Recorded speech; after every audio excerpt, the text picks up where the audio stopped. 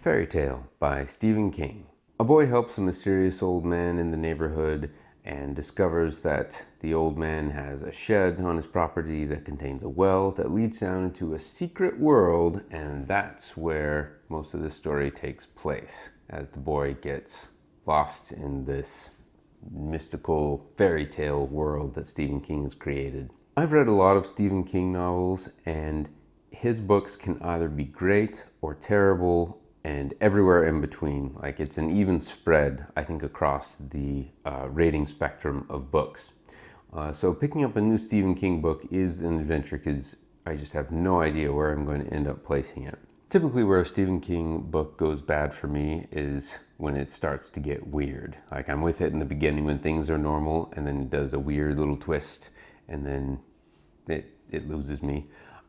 In this book's case, I was still with it, even with the weird twist as the normal boy goes into this different world, because you get these fantasy elements that are told through the eyes of Stephen King.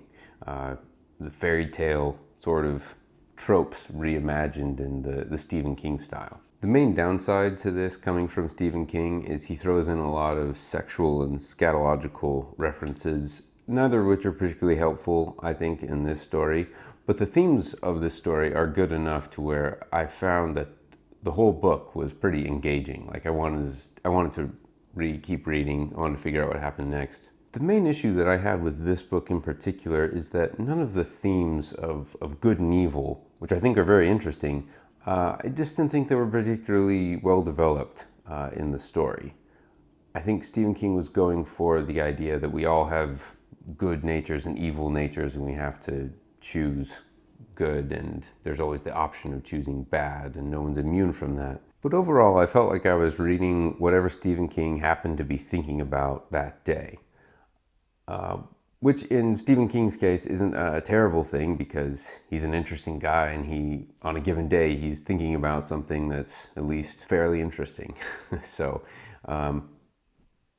didn't ruin the book, but it could have been better, I think, if he had thought through some of these things a little more. I did enjoy this book overall. I think it's a solid read.